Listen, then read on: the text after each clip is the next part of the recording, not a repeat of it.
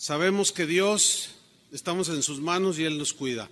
Los ángeles y la muerte de un cristiano. ¿Qué papel tienen los ángeles cuando un cristiano muere? Vamos a leer un texto que es en Lucas 16, versículo 22. Lucas 16, 22.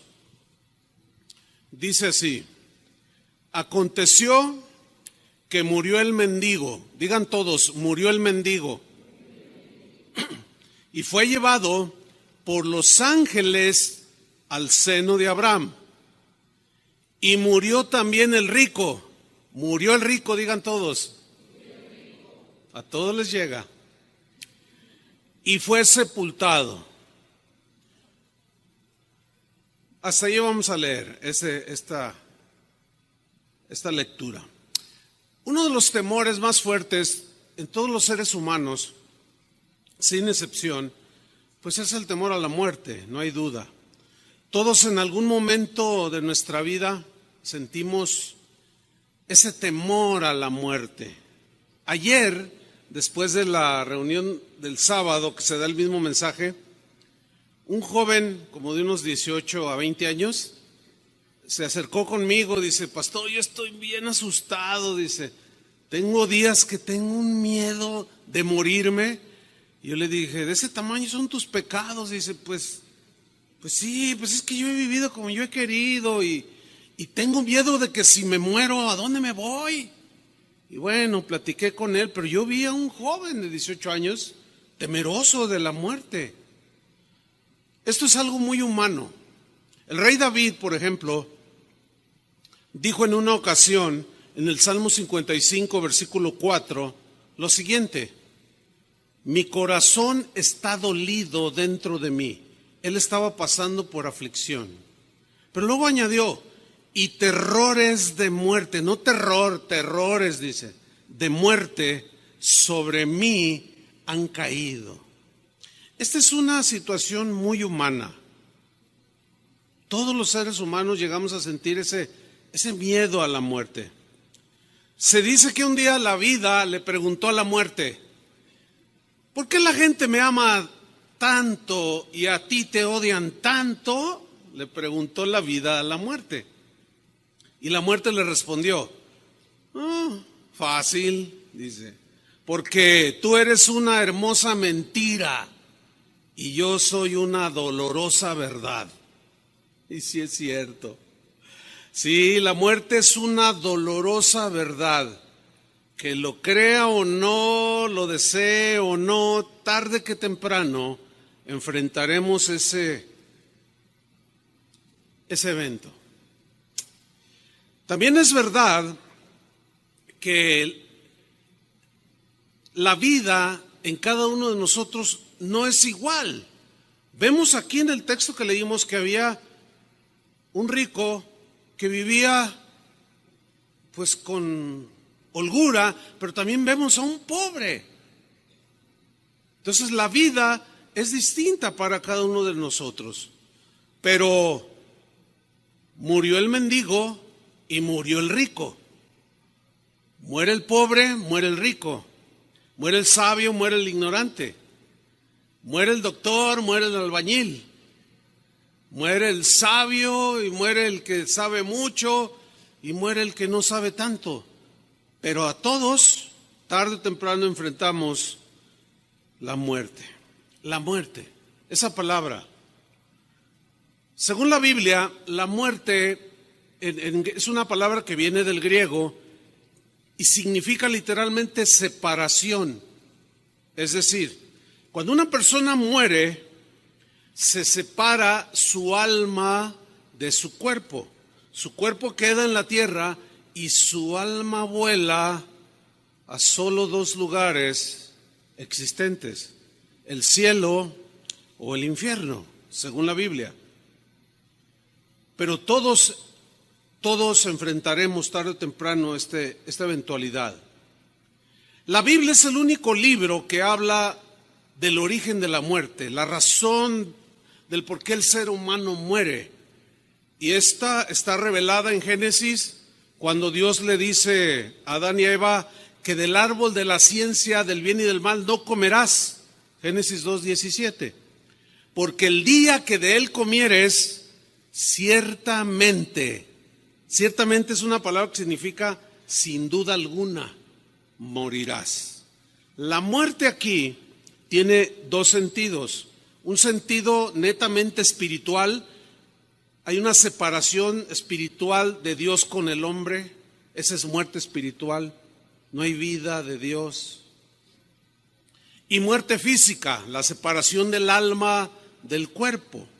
El espíritu, ese va a Dios, que es el hálito de vida, ¿sí? Pero el alma es donde está nuestra conciencia, donde están nuestros sentimientos, donde sabemos quiénes somos, donde discernimos, donde tomamos decisiones, donde está la voluntad. Ese es el alma, el yo, ¿sí?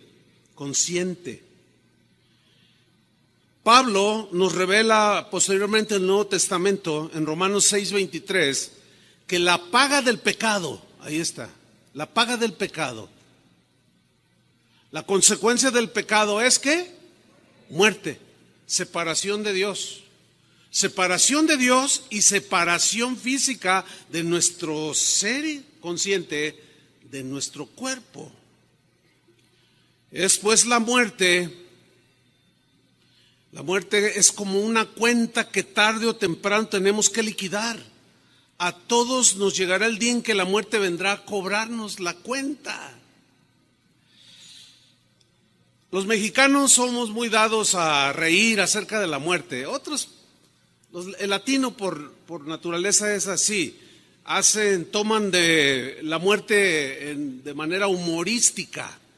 Se hacen calaveritas y se dicen dichos acerca de la muerte, pero ignoran que una eternidad de sufrimiento les espera. Por razones del ministerio, los cementerios son lugares donde frecuentamos los pastores, pues, de manera continua. ¿Por qué? Pues porque se mueren también ustedes, los hermanos. Entonces tenemos que enterrarlos, tenemos que sepultarlos. Su cuerpo, aunque su alma vuela con el Señor, llevado por los ángeles del Señor hasta la misma presencia de Dios. Pero para mí es inevitable en algún momento empezar a leer algunos epitafios que están ahí en las tumbas. Por ejemplo, había uno que decía así con humor lo siguiente, decía: aquí yace Gilberto García, que con un fósforo un día fue a ver si gas había, y sí había. ¿A quién se le ocurre ese epitafio? Pues lo toman con humor, pero la pregunta es, bueno, su cuerpo está ahí y su alma. Esa es la gran pregunta. Otro epitafio decía: Luciano, aquí te espero pacientemente porque sin duda te tocará. Sé que un día de seguro llegarás donde yo estoy, tu esposa. Otro epitafio decía de manera así contundente: estoy aquí en contra de mi voluntad. Para que vean la impotencia que siente el ser humano ante la muerte. Y hay quien deja ahí pues su epitafio. Pero los epitafios en las tumbas de los cristianos son muy distintos. Por ejemplo, en uno se leía: si me amáis, no me lloréis a mí. Más bien, venid y buscadme, porque estoy en el reino de los cielos. Oh, eso está interesante, ¿no? Porque, ay, papá, ay, abuelita, no me llores a mí. Yo estoy en el reino del cielo. Ven y búscame acá. Acá estoy, acá te espero. El Salmo 23, versículo 4, es de los epitafios más socorridos por los cristianos, de los favoritos. Dice así: aunque ande, o a pesar de que ande en valle de sombra de muerte, no temeré mal alguno, porque tú estarás conmigo. Tu vara y tu cayado me infundirán aliento. Juan 11:25 es otro epitafio que aparece mucho en las tumbas de los cristianos. Y tomado Juan 11:25 dice: yo soy la resurrección y la vida. El que cree en mí, aunque esté muerto, vivirá. Así es que, hermanos, vayan escogiendo su epitafio. Yo ya tengo el mío. ¿Quieres saber cuál es? Espera que me muera. Pero imagínate que tú no alcanzas a pedir tu epitafio y que lo pongan, pero lo pone tu esposa. Y que diga algo así como: aquí yace el hombre más fiel, trabajador y excelente padre que ha existido sobre la tierra. ¿Te gustaría ese epitafio, varón? ¿Y si te mueres ahorita, sí te lo pondría tu esposa? Ay, ay, ay. O imagínate, esposa, que pues te tocó a ti y te ponen un epitafio: aquí yace la mujer más virtuosa que conocí en toda mi vida. ¿Les gustaría ese epitafio, señoras? ¿Arreglaron la cama hoy en la mañana? Bueno, ya mejor lo dejamos ahí. Me voy a meter en problemas. Para los cristianos la muerte es un evento inevitable, lo mismo que para los no cristianos. Pero es muy, muy diferente cuando un cristiano muere. Como humanos, tanto ateos, no creyentes o como sea, o cristianos, todos sentimos un dolor, todos sentimos una tristeza. Eso es muy humano. Sentimos aflicción. Sin embargo, para nosotros, los cristianos, es muy diferente a pesar del dolor. Pablo, en Filipenses 1:21, dijo una verdad contundente respecto a la muerte. Dijo lo siguiente, Filipenses 1:21: porque para mí, dijo, el vivir es Cristo. Mi vida está consagrada para vivir para Dios. Y el morir es ganancia, dijo. Bueno, para alguien que no cree y para los que rechazan a Jesús, esto que dijo el apóstol Pablo suena loco. ¿Cómo que morirme es ganancia? Para ellos, cuando algunos de los que no creen mueren, ellos tienen una frase, así como nosotros tenemos esta: para mí el vivir es Cristo, morir es ganancia. Ellos también tienen su frase que no falta en cualquier funeral de gente que no vivía sin Dios, sin temor de Dios. Ellos dicen: lamentamos la terrible pérdida de fulano de tal. Para ellos es una pérdida, pero ellos creen que es una pérdida nada más porque se murió y ya no lo van a ver. Pero no ven el otro lado, no alcanzan a ver más allá, hacia la eternidad. ¿Dónde está su alma? Esa es la gran pregunta. Ellos dicen: lamentamos la pérdida, y nosotros decimos: nosotros ganamos cuando nos morimos. ¿Ven cómo es tan diferente? El rey Salomón, que era muy sabio, en Eclesiastés 7, versículo 1, dijo algo distinguiendo de lo bueno, de lo malo, de lo bueno, de lo mejor, lo más excelente. Dijo: mejor es el día de la muerte que el día del nacimiento. Suena raro, ¿no? A ver, mejor es el día de la muerte que el día del nacimiento. ¿Por qué dijo eso? ¿Qué significa? ¿Por qué es mejor el día de la muerte que el día del nacimiento? La respuesta es sencilla, hermanos. Porque es el fin, la muerte es el fin, en el caso de nosotros, de todos los afanes, de todas las luchas, de todas las aflicciones, de todas las preocupaciones. Ya no te vas a preocupar por la renta. Ya no te vas a preocupar por desvelarte, acostarte temprano y levantarte muy de madrugada para subirte a un camión atiborrado de gente que a veces no se baña. Todo eso se acabó. Las preocupaciones, las enfermedades, todo eso terminó. Por eso dice Salomón, mejor es el día de la muerte que el día del nacimiento. Una vez, en los inicios de casa de oración, allá por los años 80, nos sucedió algo que quiero contarles. Había una señora que tenía una hija que un día enfermó de muerte y nos pidió oración. Aquí oramos continuamente por los enfermos y Dios ha hecho milagros extraordinarios y le damos gracias al Señor. Pero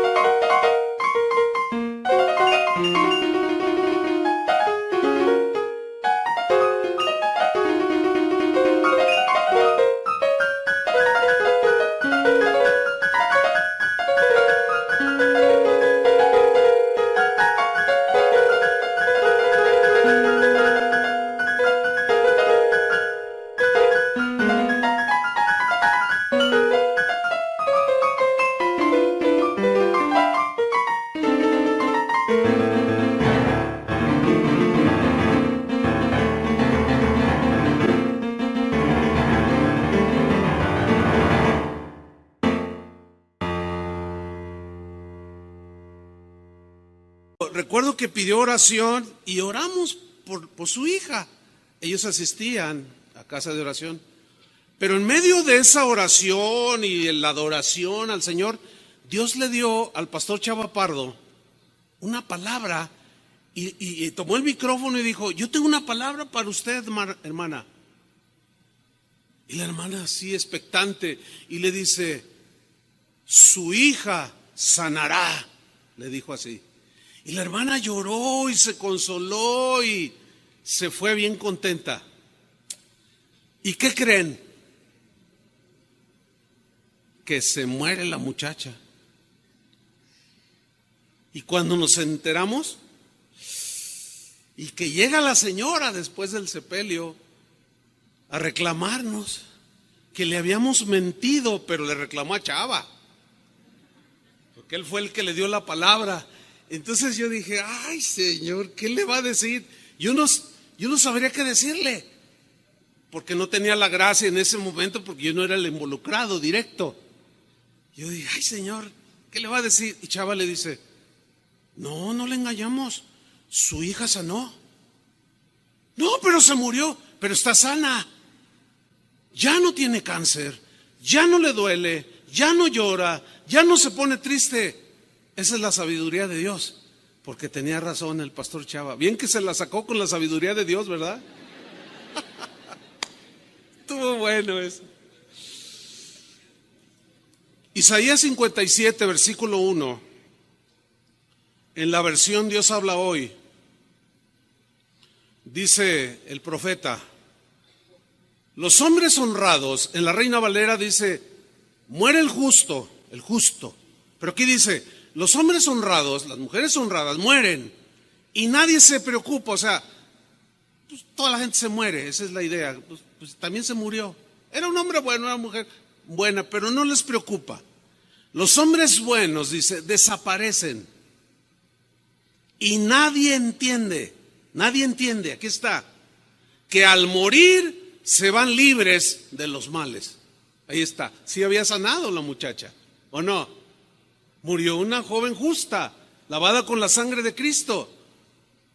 Pero pocos entendieron que al morir se fue libre de sus dolencias y de sus males y de sus aflicciones. Y lo dice el versículo 2, y entran en la paz.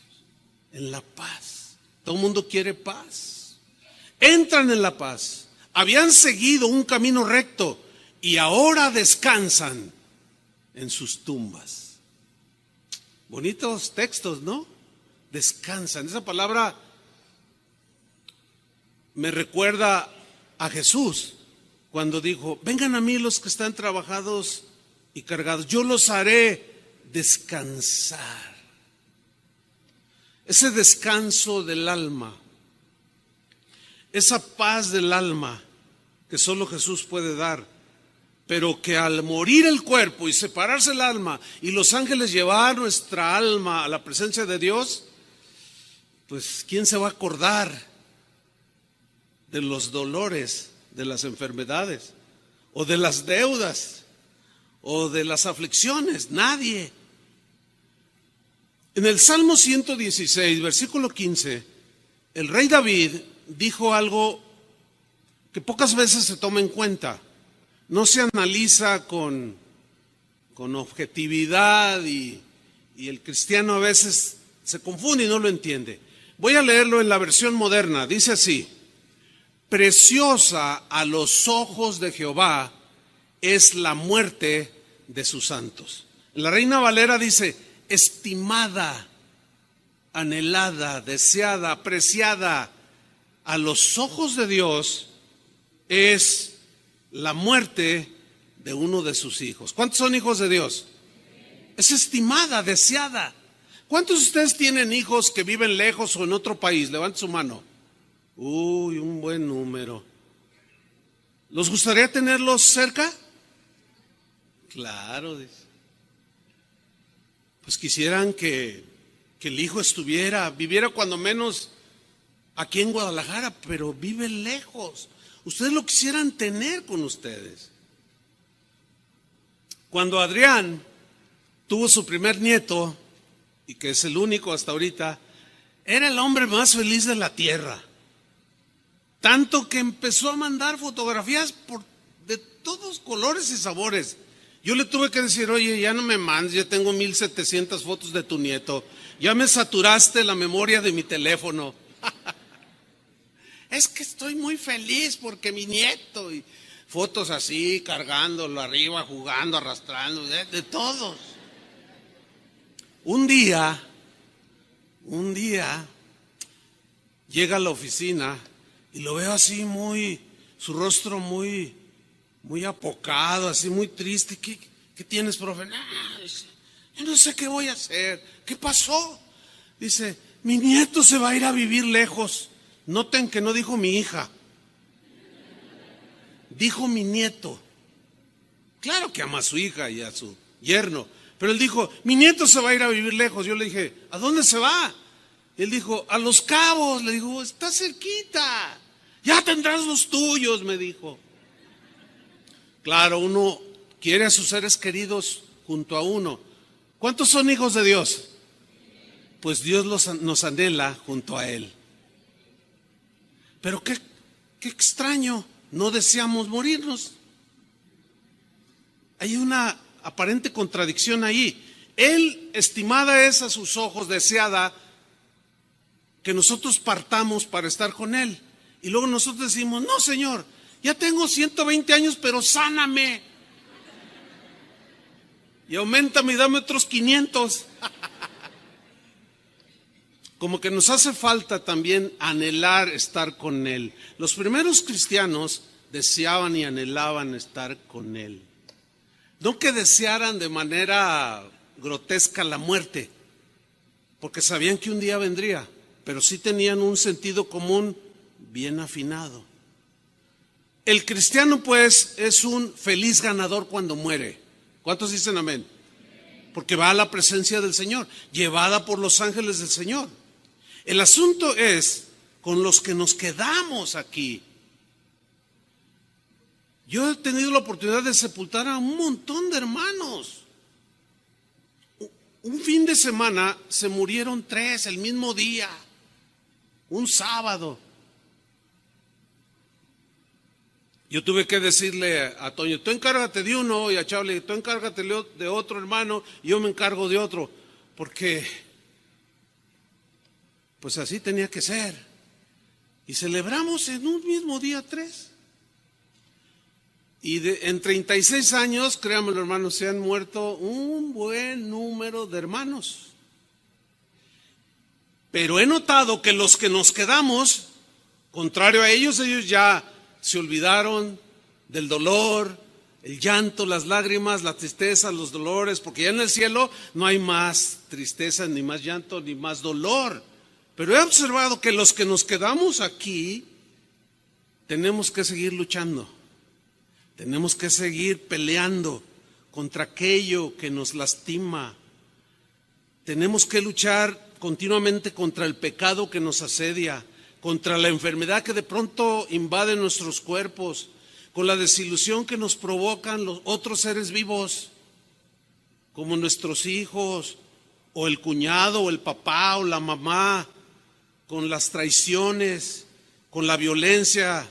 Tenemos que aguantar a los políticos. No sé si sea la tortura más terrible que hay, no lo sé, pero la injusticia, la corrupción, miles de cosas. Los que nos quedamos tenemos que seguir enfrentando y luchando hasta el último día de nuestra vida. Por eso Pablo decía, el morir es ganancia. Una vez Jesús les decía a sus discípulos, a la gente que lo escuchaba, que Él tendría que morir en una cruz. Y empezaban a llorar. ¡Ay, no! Y dijo, no, espérense. No lloren por mí, lloren por ustedes. Claro, Jesús iba a sufrir los dolores de la muerte como consecuencia de la paga de nuestros pecados por ti y por mí.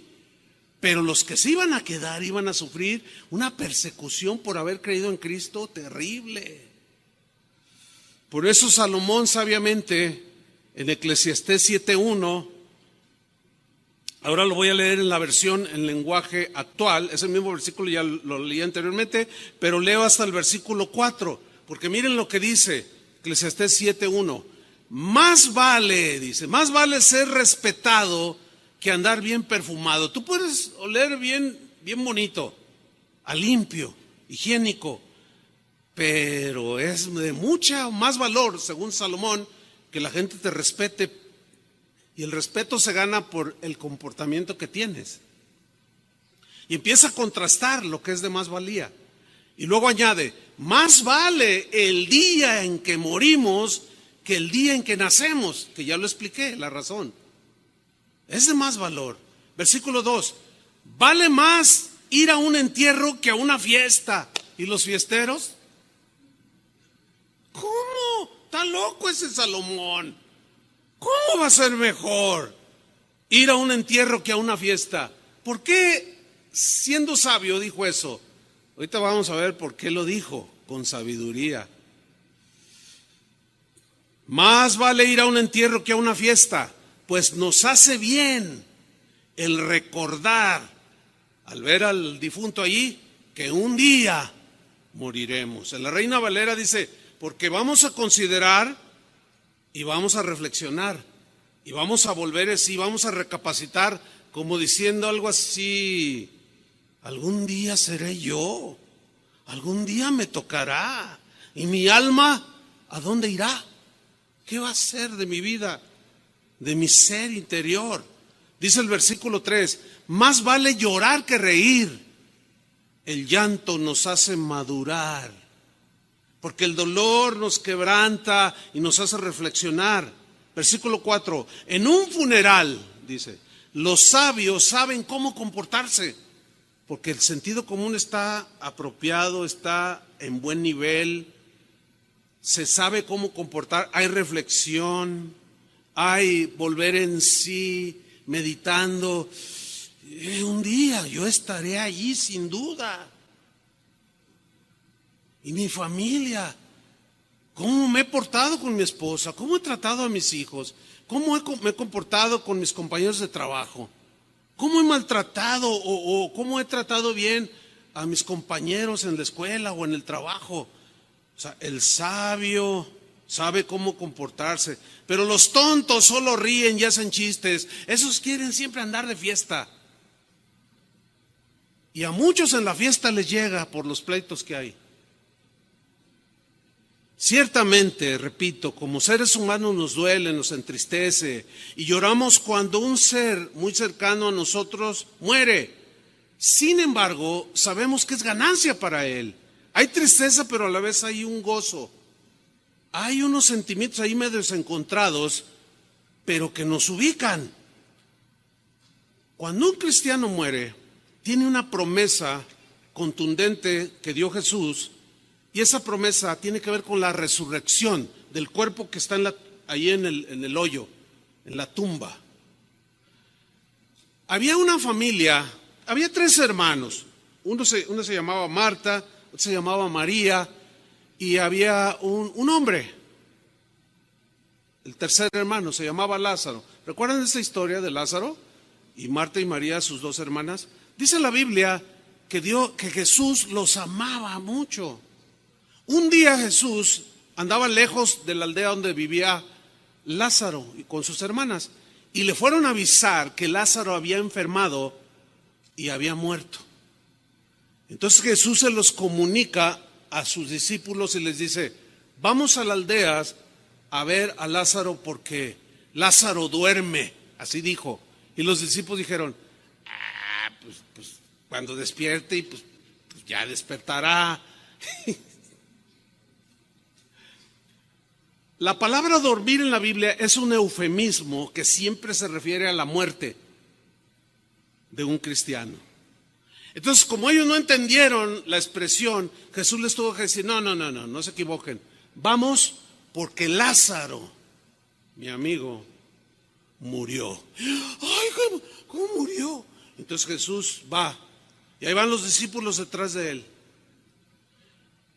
Le sale al encuentro Marta. Y le dice, Señor, si hubieses estado aquí, mi hermano no habría muerto. Así le dice. Y Jesús le dice, ¿dónde lo pusiste? ven y ve, Señor. Y dice que cuando se paró enfrente de la tumba de Lázaro, dice ahí el Evangelio de Juan, y Jesús lloró. Ese es uno de los textos más cortitos que hay.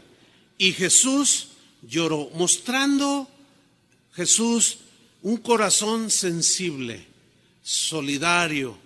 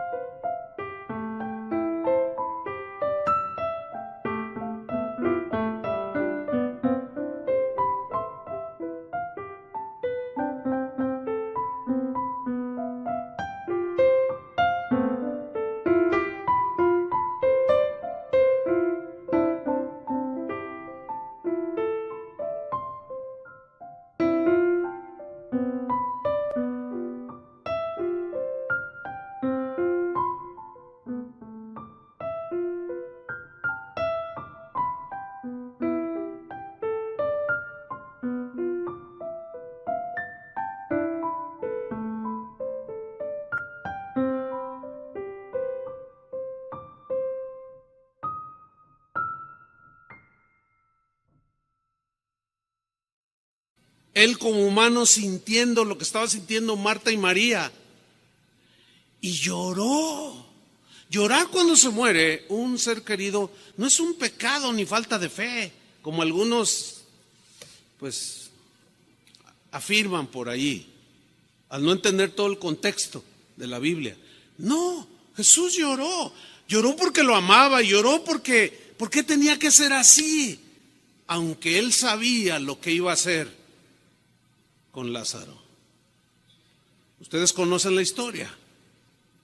Él sabía, dice, lo que iba a hacer, o sea, a resucitarlo de entre la muerte. En Juan 11:23, Jesús le dice a Marta, tu hermano resucitará, le dice. En el versículo 24, Marta le dijo, yo sé que resucitará en la resurrección, en el día postrero, o para el día del juicio. Ella tenía buena enseñanza acerca de la resurrección. Pero Jesús le dice en el 25, yo soy. No es una doctrina inventada, no es una filosofía, es una verdad. Y esa verdad es Jesús mismo. Dice, le dijo, yo soy la resurrección y la vida. El que cree en mí, aunque esté muerto, yo no tengo la menor duda que señaló la tumba de Lázaro. Aunque esté muerto, ¿qué dijo? Vivirá. Y luego había muchos a su alrededor, los discípulos y gente que le lloraba, que estaban ahí en el funeral o que habían estado en lamentación por días.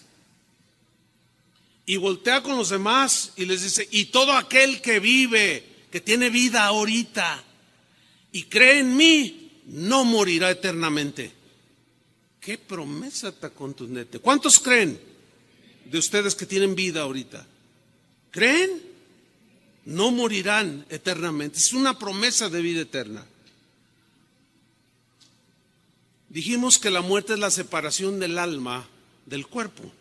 El espíritu también vuelve a Dios, dice, que lo dio, dice Eclesiastés. Pero, ¿cuál es el papel de los ángeles cuando un cristiano muere? Aquí es donde entramos en la materia. En Lucas capítulo 16, abra su Biblia, Lucas 16, hay una historia, algunos dicen que es una parábola, otros que tienen mucho peso, digamos, en su interpretación bíblica a través de los siglos del cristianismo, dicen que no es una parábola, que es una historia. Yo en lo personal me incluyo porque es una historia, algo que sucedió. No es un ejemplo para ilustrar algo, es algo real, porque le pone nombre y lugares.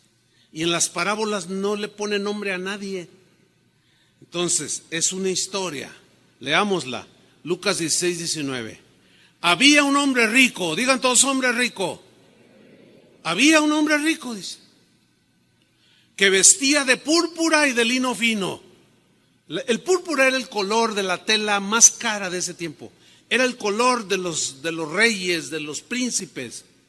El lino fino eran telas muy caras que solo usaban, como el día de hoy, la ropa muy cara solo lo usan los ricos. El otro día me estaban contando de alguien que era muy rico y que murió no hace mucho y que encontraron en su vestuario de este hombre rico, encontraron como 300 trajes sin estrenar. Todos de marca Hugo Boss, Armani, qué sé yo, trajes que valen hasta $10,000. ¿Se puede imaginar un traje de $10,000? Este me costó $100. Un traje de $100,000. ¿Quién lo paga? Gente rica. Porque a veces, como una vez me paré, andábamos en un viaje misionero, tuvimos un poco ahí para conocer, estábamos en Suiza y fuimos pues a las relojerías cuando vamos para ver. Y yo me acuerdo que me paré enfrente así un aparador y estaba un reloj en pues como un aparato que daba vueltas. Estaba así, dando vueltas. Estaba bonito el reloj. Y cuando le veo el precio, oye, a ver, ¿qué precio ven? Decía $65,000, decía el precio. Y decía US, o sea, dólares. Y entramos a la tienda, salió una chica hablándonos en español. Y yo le dije, oiga, ¿el precio de ese reloj es en dólares? Y dice, sí, es en dólares. Y luego yo le digo, oiga, ¿y hay alguien que compre eso? Pues por eso los vendemos, dice. Bueno, ¿quién compra esas cosas? Un rico. ¿Sí? Y hacía cada día banquete con esplendidez. Cada día hacía comilongas. Gastaba más no poder. No dice si su riqueza provenía de haber sido un servidor público. No dice. Pero vamos a imaginarnos un poco, como suele haberlos por ahí, que se gastan el dinero de la gente. Que los proyectos que hacen los gobiernos para beneficiar a los más pobres, a los ancianos, a los huérfanos, a los que no pueden estudiar, y hay millones de pesos y se quedan con ellos. Y luego se van a Europa a gastárselo con botellas de vino de $5,000. ¡Qué vergüenza! Pero es una realidad. Y así vivía este rico.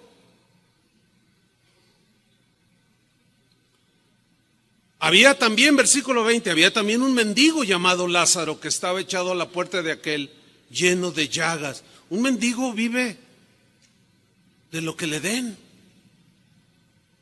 Sin duda a veces iba y metía su mano a la basura para sacar algo de comer. Pobre y enfermo, lleno de llagas, y ansiaba saciarse de las migajas que caían de la mesa del rico. Y no le daba ni siquiera un poco. Qué terrible corazón. Y aún los perros venían y le lamían las llagas a Lázaro. Versículo 2. Aconteció que murió el mendigo. ¿Qué le pasó al mendigo? Se murió. Y fue llevado por los ángeles al seno de Abraham. O sea, llegó un momento que su cuerpo ya no dio más, su espíritu lo exhaló, ese fue directamente hacia Dios, y su alma se separó de su cuerpo. Vinieron los ángeles de Dios para llevárselo a la misma presencia de Dios. Oiga, ¿para qué tanto protocolo, los ángeles aquí, por allá y más allá? ¿Por qué hasta aún después de la muerte de un creyente, pues se entiende por el final de la historia que Lázaro, aunque pobre, era rico en fe? ¿Por qué tiene que ser así? No nos olvidemos lo que dijo Pablo: no tenemos lucha contra carne y sangre, sino contra principados, contra potestades, contra gobernadores de las tinieblas de este mundo. Esos principados, potestades son ángeles caídos, demonios. Eso ya lo explicamos, lo recuerdan, ¿no? Bueno, según la Biblia hay 3 cielos. El cielo, el primero, es la atmósfera donde nosotros vivimos, donde respiramos el aire. Eso sería el primer cielo. El segundo cielo es cuando pasamos la atmósfera terrestre. Allá ya se necesita inhalar oxígeno artificial, pues. Si vas en un avión o en un cohete rumbo a la luna, qué sé yo, tienes que respirar de manera artificial oxígeno. Ese es el segundo cielo. Y el tercer cielo es la habitación de Dios. Ok, ¿dónde pululan y tienen su actividad los ángeles caídos? En el primero y segundo cielo. Porque en el tercero ya no, en el tercero de allá fueron expulsados. Entonces, cuando el alma de un cristiano muere, los demonios quieren aún después de la muerte de un cristiano dañarlo. Por eso es que el Señor asignó ángeles que en el momento que nuestra alma sale, nos toman y nos dirigen. ¿Cuántos? Han de ser millones de ángeles cuidándonos, guardándonos con espadas relucientes tipo Jedi, qué sé yo. Por decir algo que se me ocurrió allí. Aquí no te acercas y no lo tocas, porque este es hijo de Dios y será llevado por los ángeles de Dios.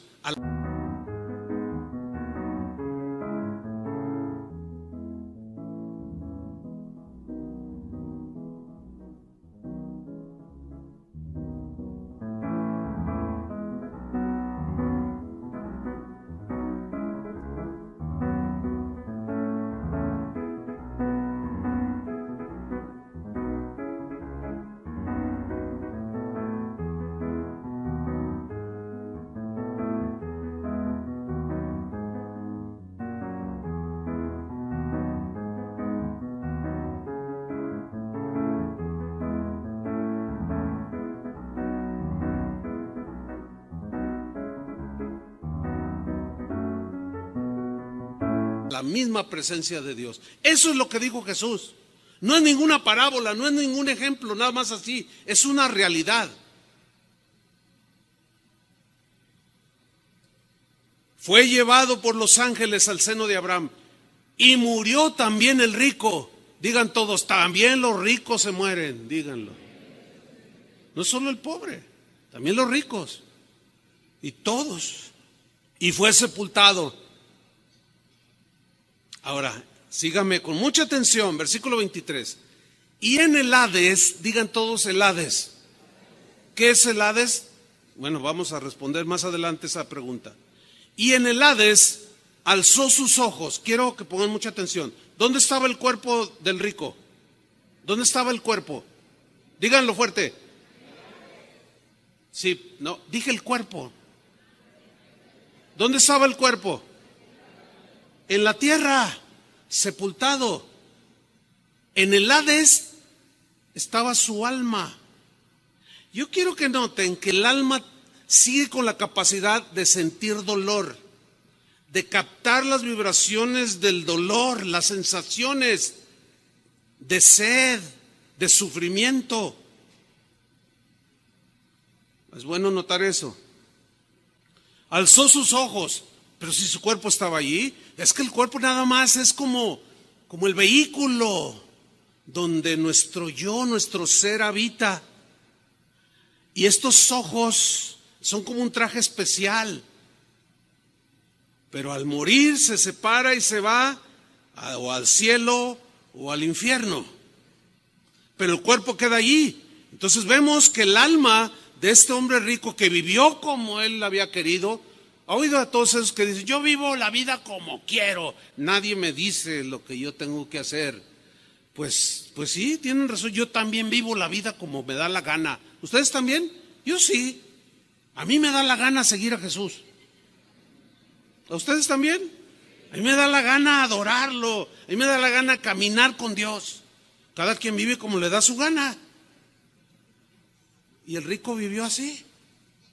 Y su alma de pronto se encuentra en ese lugar de tormento. Y dice que alzó sus ojos estando en tormentos. Le dolía, aunque su cuerpo estaba allí. Y vio de lejos a Abraham y a Lázaro en su seno, junto a él. Entonces él dando voces, ¿hablaba el alma? Eso es lo que dice, o sea, sigue teniendo las mismas capacidades después de muerto. El cuerpo, el alma sigue teniendo esas capacidades de ver, sentir. Y mira lo que le dice: ten misericordia de mí y envía a Lázaro para que moje la punta de su dedo en agua y refresque mi lengua porque estoy atormentado en esta llama. Tuvo sed. Pero Abraham le dijo: hijo, acuérdate que recibiste tus bienes en tu vida. ¿Sí o no? Sí, viviste como te dio tu gana. Pues sí, viví como me dio mi gana. Pero fuiste un hombre corrupto. Fuiste un hombre sin misericordia, sin bondad, sin generosidad. Dice, acuérdate que recibiste tus bienes en tu vida. Lázaro también males. No tuvieron la misma clase de vida terrenal, pero espiritualmente eran diferentes. Pero ahora, dice Abraham, este es consolado aquí y tú atormentado, le dice. Además de todo esto, una gran cima está puesta entre nosotros y vosotros. Nosotros son los salvos, los creyentes. Y los otros, o vosotros, son los que están allá en tormento. De manera que los que quisieran pasar de aquí a vosotros no pueden, ni de allá pasar acá. Esa es una total imposibilidad. Entonces le dijo, te ruego pues, padre, que le envíes a la casa de mi padre con mi familia.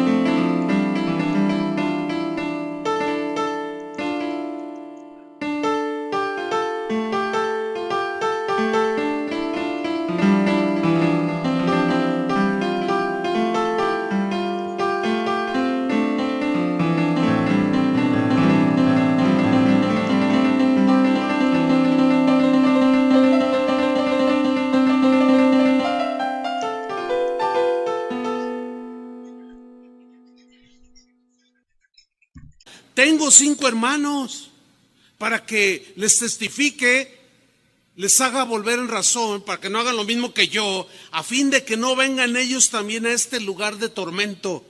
Y Abraham le dijo: a Moisés y a los profetas tienen, óiganlos. Significa las escrituras. Tienen los escritos de Moisés, tienen los escritos de los profetas, a ellos oigan, lean y crean lo que dice ahí. Él entonces dijo: no, padre Abraham, pero si alguno fuere a ellos de entre los muertos, se arrepentirán. Mas Abraham le dijo: si no oyen a Moisés y a los profetas, o sea, si no creen las escrituras, tampoco se persuadirán, aunque alguno se levantare de los muertos. Qué historia, ¿no? Ahora, aquí voy a entrar en un punto un poco difícil, quiero que me pongan mucha atención. Seguramente al leer las escrituras usted ha leído palabras como el Seol, el Hades, el infierno, el lago de fuego, el paraíso y el seno de Abraham. ¿Sí? Ok, quiero hablar muy breve acerca de estos lugares que parecen distintos, pero no. Por ejemplo, mire, el apóstol Pablo habló del paraíso como un sinónimo del cielo. Él dijo en 2 de Corintios 12:3 que había sido arrebatado al tercer cielo. Ahí es donde se toma tercer cielo. Tercer cielo. O sea, fue llevado. En el versículo 3 dice: y conozco al tal hombre, si en el cuerpo fui llevado o fuera del cuerpo que haya salido mi espíritu, mi alma, no lo sé, Dios lo sabe. Pero fíjese el versículo 4, que fue arrebatado al paraíso. Digan todos paraíso. Uy, pues, ¿qué le viene a la mente cuando dice paraíso? Un lugar de extrema belleza, de solaz, de descanso, de paz. Dice, en ese paraíso, dice Pablo, él oyó palabras inefables que no le es al hombre expresar, o que le es difícil expresar tanta hermosura que encontró allí. Bueno, vemos pues que aquí el paraíso es un sinónimo del cielo. Ok.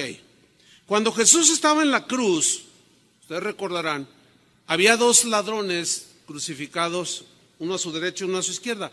Uno de ellos dijo: Señor, acuérdate de mí cuando vengas en tu reino. Y Jesús lo mira y le responde: de cierto te digo que hoy estarás conmigo. ¿En dónde? En el paraíso, en el tercer cielo, o en el cielo mismo. Su alma, porque su cuerpo iba a morir y iba a ser enterrado. ¿Me están siguiendo? Ok. El seno de Abraham. Digan todos el seno de Abraham. Esa frase solamente aparece una sola vez ahí en Lucas 16. No aparece en otra parte en la Biblia. Ok, el seno de Abraham, así le llamaban los judíos antes de Jesús, durante Jesús, el tiempo de Jesús, y todavía le siguen llamando el seno de Abraham, a donde van, esa es su fe de ellos, todos los creyentes en Dios. Entiéndase paraíso, entiéndase el cielo mismo. Entonces el seno de Abraham es otro sinónimo del cielo. Es sinónimo del paraíso. Los hombres impíos, escuche bien, los hombres malos, las mujeres sin temor de Dios, verán a los justos, los podrán ver de alguna manera, así como el rico vio a Lázaro, los verán en felicidad, y ellos mismos se verán y sentirán el tormento, y se van a dar cuenta que hay un grande abismo entre los dos lugares, paraíso, cielo, seno de Abraham, como en el infierno.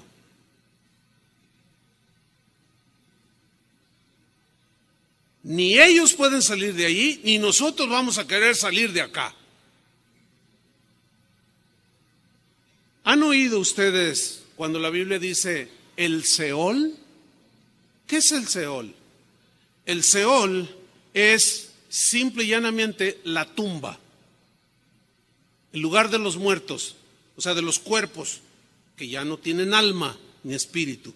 Ese es el Seol, la tumba. ¿Dónde estaba el rico? En el Seol. ¿Dónde estaba Lázaro? En el Seol, o sea, en la tumba, bajo tierra.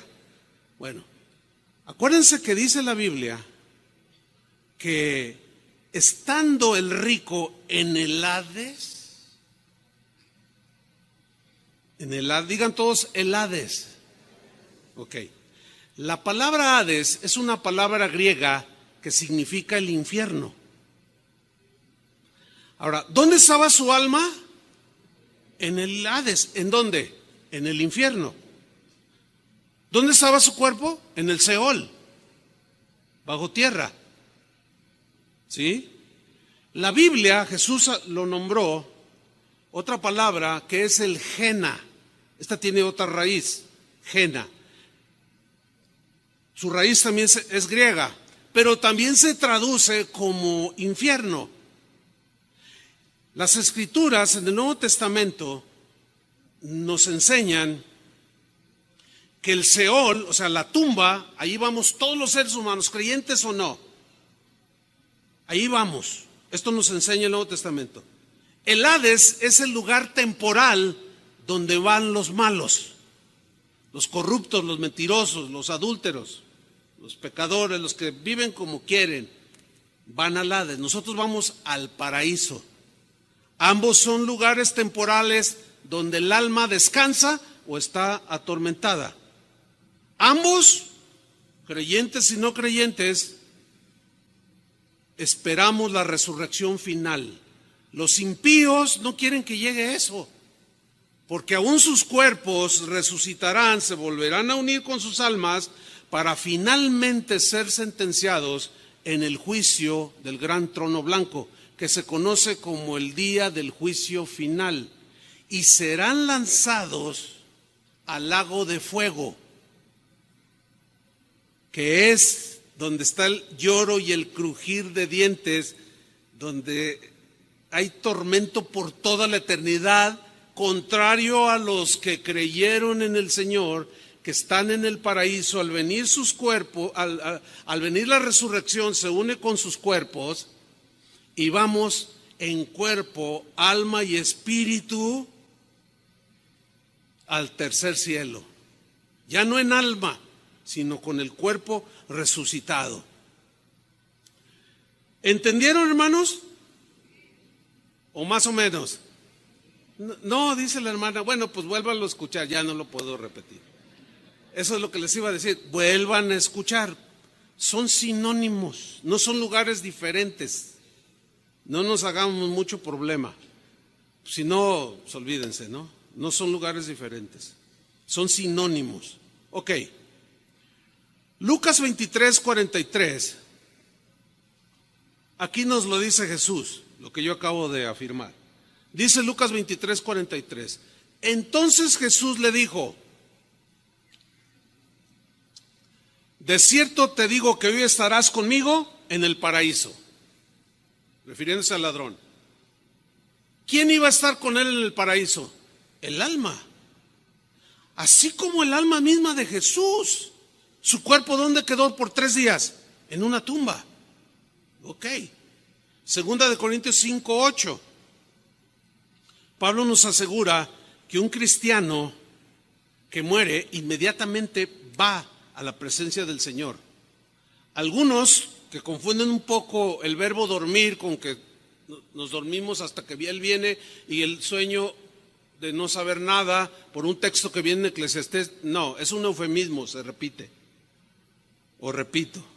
Y Pablo aquí nos lo asegura que en cuanto un cristiano muere va a la presencia del Señor, dice, pero confiamos y qué más quisiéramos estar ausentes del cuerpo, o sea, ya no estar en este cuerpo y presentes al Señor, inmediato. Filipenses 1:23, Pablo sigue hablando del mismo tema. Él tenía un conflicto, los filipenses estaban madurando y él decía, el Señor me ha mostrado que ya voy a partir pronto, pero no sé qué sea mejor, si quedarme aquí por causa de ustedes para yo seguirlos pastoreando, ministrando o estar con el Señor. Miren lo que él dice: teniendo deseo de partir y estar con Cristo, lo cual es muchísimo mejor. Fíjate, partir y estar ¿con quién? De manera inmediata, con Cristo. ¿Dónde está Cristo? Pues en el tercer cielo, ya en cuerpo resucitado, lo cual es muchísimo mejor. Ahora, en Apocalipsis 19, 20 y capítulo 20, versículo 10, 14 y 15, ahí habla de un lugar que es el infierno literal, ya. Es un lugar de castigo eterno para todos los que rechazaron a Jesús, pero que ya estarán en cuerpo, después del juicio del gran trono blanco, en cuerpo y alma, recibiendo ese castigo en ese terrible lugar llamado infierno, que según palabras de Jesús fue preparado para el diablo y sus ángeles, no para nosotros. Pero allí van todos aquellos que siguen el ejemplo de Satanás, de rebeldía contra Dios. Pero aquellos cuyos nombres están escritos en el libro de la vida del Cordero, estaremos en cuerpo y alma en la misma presencia del Señor, en el paraíso, en el cielo, en el tercer cielo, para vivir eternamente al lado de su Señor. ¿Cuántos dicen gracias, Señor? ¿Cuántos esperan ese día? Los primeros cristianos anhelaban ese día. Su fe en Cristo era sólida. Ellos habían sido lavados por la sangre de Cristo, que fue derramada en la cruz por sus pecados. Y ahora, al morir, su cuerpo estaba allí, sus almas allá, pero anhelaban volver a tener esa unidad en su cuerpo, como Jesús. Cuando Él resucitó, cuando Él murió, su cuerpo quedó en la tumba sin moverse. Él salió, pero resucitó, cobró vida el cuerpo, ya con un cuerpo glorificado. Nuestro cuerpo resucitado tendrá la misma consistencia que el cuerpo de Jesús.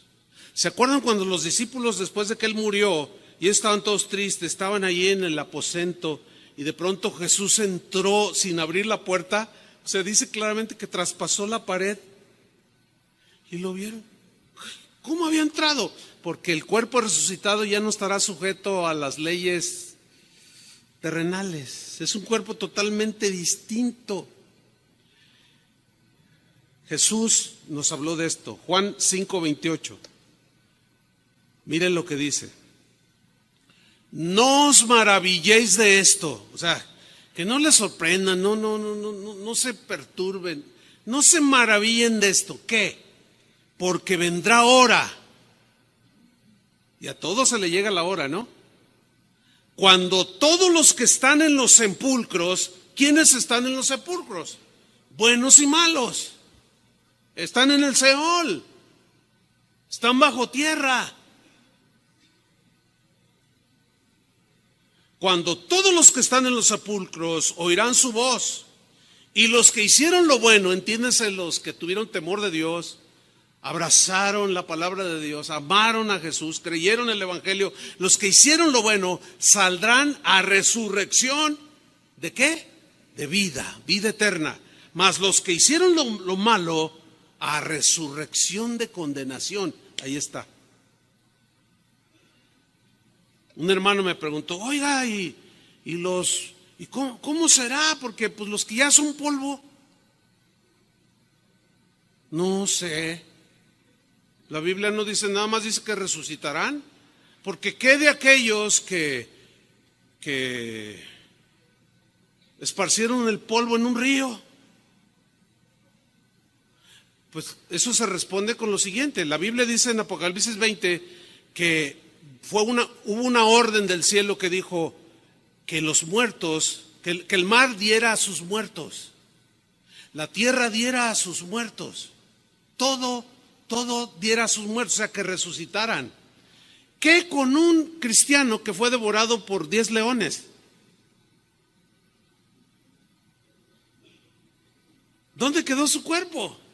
Bueno, finalmente se hizo.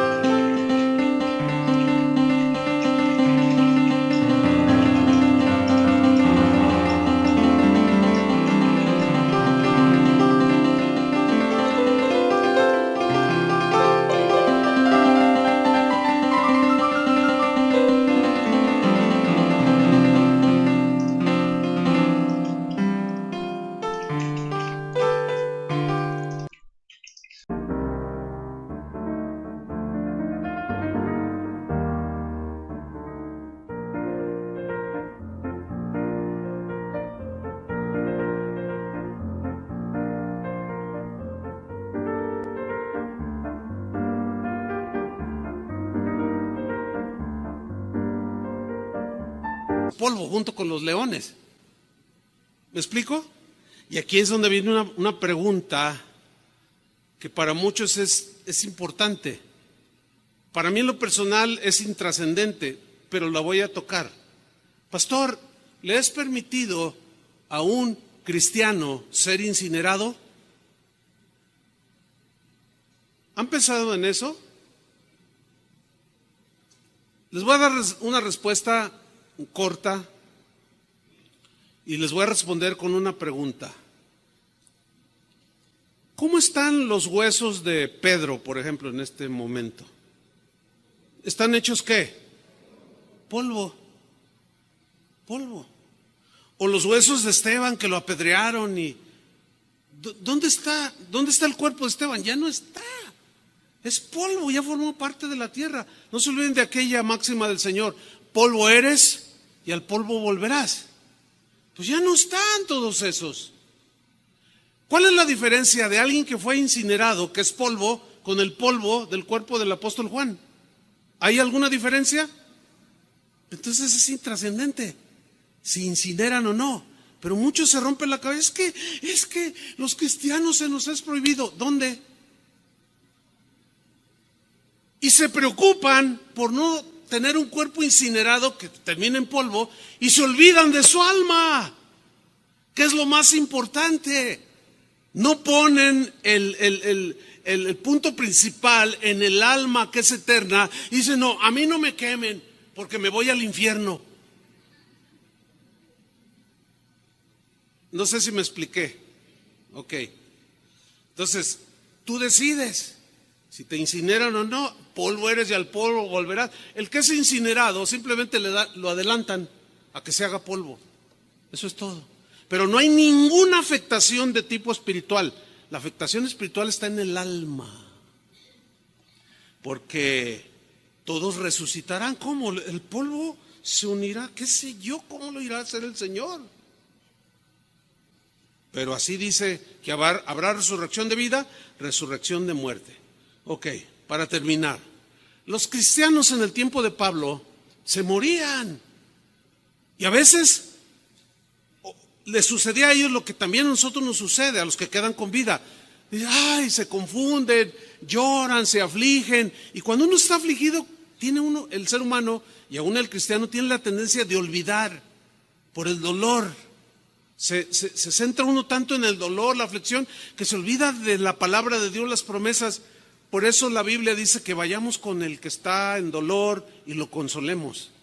Oremos por él. Porque algo nos pasa. Cuando estás enfermo, como que no conectas bien las ideas y hasta se te olvida que el Señor sana. Cuando estás triste, lloras y dices: ay, ya me abandonó hasta el Señor. Y no es cierto, es el estado de ánimo. Y a los cristianos en Tesalónica les pasaba algo así. Por eso Pablo les escribió lo siguiente. Vamos ahí y terminamos. 1 Tesalonicenses 4:13. Dice Pablo: tampoco queremos, hermanos, que ignoréis acerca de los que duermen. Acuérdense que dormir aquí significa que han muerto. ¿De acuerdo? Es un eufemismo. Que más abajo se dice más claro. Tampoco queremos, hermanos, que ignoréis acerca de los que ya se murieron. Dice otra versión muy claramente. Para que no os entristezcáis como los otros que no tienen esperanza. O sea, hay una tristeza muy diferente la que sentimos los creyentes a la que sienten los no creyentes. Mire, muchas veces hemos estado sepultando a un hermano, a una hermana, Julio, Chuy García, los que dirigen la alabanza, con una guitarra cantamos alabanzas. No es más que un hasta luego, no es más que un breve adiós. Y allá en el cielo nos volveremos a ver en la presencia del Señor, etcétera. Y hay llanto en los familiares, pero no hay esa desesperación como dice aquí. No quiero que ignoréis cerca de los que ya murieron, para que no se entristezcan como los otros. ¿Quiénes son los otros? Los que no tienen fe, los que no creyeron. Y cuando se les muere a alguien es una total desesperanza, porque no la tienen. ¿Cuántas veces hemos vivido esto? Que estamos ahí con llanto, lágrimas, sí, pero hay paz. Y al otro lado, así a 5 metros, están sepultando a otro. Y una gritería que se toman, pero gritan con unos gritos desgarradores, una desmayadera por todos lados. Las botellas de alcohol, no para tomar, casi no. Mamá, ¿por qué te voy? Se quiere aventar al hoyo, con una desesperanza total. Mire, no pocas veces esa gente ha venido, por favor, ¿cuánto nos cobran por cantar esas que cantan? Vengan a cantárnoslas acá. Y me dice Chuy, ¿cómo ves? Le digo, no, pues ve, cántale unas 3. A ver, vayan los cantores, las cantoras. Pero pues, obviamente ellos quieren pagar, imagínense. Es que oímos, ¿y por qué ustedes están así? Hay algo diferente. Y Pablo dice, no sean como los que no tienen esperanza, que se desmayan. No, es una ganancia para el que está muriendo allí. Y ustedes tienen que entenderlo. Versículo 14. Porque si creemos que Jesús murió y resucitó, ¿cuántos creen? Ok. Así también traerá Dios con Jesús a los que durmieron en Él, o a los que murieron creyendo en Él. Por lo cual os decimos esto en palabra del Señor, que nosotros que vivimos, Él tenía la fe que cuando Jesús viniera, Él iba a estar vivo. Posteriormente el Señor le reveló que no. Pero Él aquí en este momento tenía esa convicción. Por eso se incluyó. Pero dice, pero nosotros que vivimos, que habremos quedado hasta la venida del Señor, no precederemos a los que durmieron, o sea, a los que murieron en Cristo. Porque el Señor mismo, con voz de mando, con autoridad, con voz de arcángel, porque acuérdense que los arcángeles eran principales que tenían autoridad y ellos ordenaban, y los miles y millones de ángeles que estaban bajo su cuidado, de Lucero, de Miguel y de Gabriel, que son los 3 arcángeles de Dios, ellos eran principales con voz de autoridad. Ahora Jesús mismo, con esa autoridad, eso significa voz de arcángel, con autoridad y con trompeta de Dios, descenderá del cielo. Y aquí ya nos dice claramente, y los muertos en Cristo resucitarán primero. Luego nosotros los que vivimos, supongamos que viene en este momento el Señor. Según esto, ¿quiénes resucitarán primero? Todos los que hemos sepultado en los distintos cementerios aquí en la ciudad. Ellos resucitarán primero, dice. Luego nosotros los que vivimos, los que hayamos quedado, seremos arrebatados juntamente con ellos en las nubes, y en ese arrebatamiento seremos transformados. No vimos la muerte los que quedemos, o los que tengan el privilegio de no ver la muerte. Sus cuerpos serán idénticos a los cuerpos resucitados de los hermanos en Cristo. Y recibiremos al Señor en las nubes y así estaremos siempre con el Señor. Por tanto, dice, alentaos los unos a los otros con estas palabras. Hermanos, si Dios es con nosotros, ¿quién contra nosotros? Concluyo con esto. Está comprobado por muchos estudios que se han hecho que la actividad más reiterada, más repetitiva que los ángeles buenos y malos tienen es en los hospitales. Usted pregúntele a cualquier enfermera, a cualquier doctor que trabaje en un hospital y pregúntele, oye, ¿tú sabes de historias raras, así extrañas, como que la gente, casos así como por ejemplo, que sucedió aquí en el Hospital del Seguro que está aquí, como a 1 kilómetro, de una señora que gritaba desgarradoramente, había sido una señora mala. Y ahí hay varios cristianos que asisten aquí a casa de oración. Gritaba y decía, ya vienen por mí, yo no me quiero ir, son demonios, están horribles. Y gritaba desesperadamente como que miraba algo. Estaba a punto de la muerte. Y los demás, no, ¿qué vemos? ¿Qué? Nadie la está llevando, señora. Sí, aquí está. Y de repente, ¿Quiénes eran esos? ¿Ángeles de Dios? Pero también va a escuchar historias de cristianos, y yo lo he vivido así directo, que está allí ya en las últimas el cristiano, la cristiana, y los familiares cristianos están en el dolor. Ay, hermano, ore para que el Señor le dé otros 500 años de vida. Ay, sí. Entonces uno pacientemente trata uno de hacerlos entender. ¿Cuántos años tiene tu mamá? Pues tiene 93. Oye, ¿no crees que ya? Dice, ay, es que me duele tanto, dicen. Bueno, yo tengo mi madre que está aquí oyendo el mensaje, está ya sentada atrás, tiene 95 años. Yo hablo con ella. Lo más normal, lo más natural, es que ella se vaya primero. Aunque nadie sabe, ¿verdad? Pero lo más normal, por obvias razones, es que ella se vaya primero. Y ella está oyendo esto ahorita. Aquí está presente. Y yo hablo con ella de esto. Y he estado, hermanos, en situaciones así. Pero pastor, fíjese, mi mamá ya está delirando. Dice que ve ángeles que vienen por ella. Ah, no, entonces ¿por quién? No está delirando tu mamá. Está comprobando, se está comprobando en ese momento que Jesús dijo la verdad. ¿Qué ve? Le dije una vez a una mujer que estaba ya en las últimas, una hermanita que por años estuvo aquí.